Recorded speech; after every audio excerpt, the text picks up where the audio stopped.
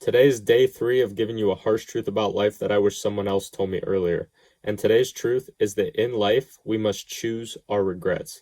Because regardless of whether you care about what other people think or not, regrets are inevitably embedded into our lives because whether you think about going to the gym or staying home and playing another hour of video games, no matter what you choose, no matter what option you think is right or wrong, you're always going to have that open loophole of what if I did the other thing? And the answer is you truly will never know.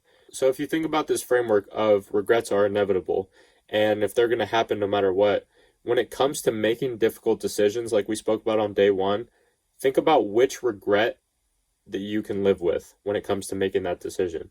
For decision making, this has been so important and so powerful for me, and I think it'll be life changing for you as well because this framework also brings the fear out of us, which is good because now instead of thinking of what do I want, it's now framed into what do I hate the least. And when it comes to different forms of motivation, running away from something is significantly more powerful than running to something.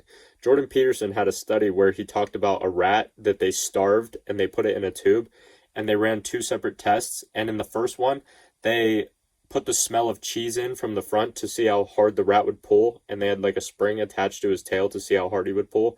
And in the second one, they had the smell of a cat in from the back.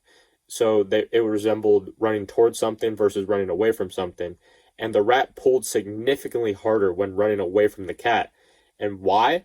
Because not only in life do you want to run towards something, which is like your goals, your vision, your purpose, whatever that might be, but you also want to be running away from something as well. So if you can't get yourself motivated to do something, reframe it into thinking, what do I have to lose from not doing it versus what do I have to gain?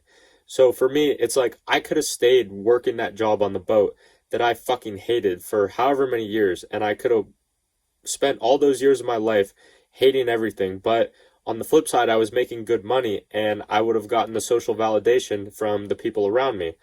Or I could have done what actually fulfills me, which had a much longer time horizon because obviously when it comes to entrepreneurship and YouTube, you don't immediately get a paycheck after a week or two, which results in your family and everyone around you thinking that you're making a massive mistake and that it's not going to happen and that you're going to fail and blah, blah, blah, blah, blah. But for me, I'm choosing the regret of having the people closest to me disagree with me for a few years and eventually apologizing, hopefully, instead of me resenting them for the next 60, 70 years of my life because I never did what I truly wanted to do because of what I thought they would think about me as a result of it. So for me, it's an extremely easy decision to make when you frame it like that. And I hope that from that, you were able to plug in your own experiences and have that help you propel yourself towards making that decision for yourself in your own life. It's a difficult conversation and it's a difficult decision to make because you know in the back of your mind that you're going to upset and disappoint the people closest to you. But in a few years, when you pull it off, hopefully they will support you and they will respect you for sticking up for yourself when it mattered the most. So choose the regrets that you can live with in your life, and I'll see you tomorrow for day 4.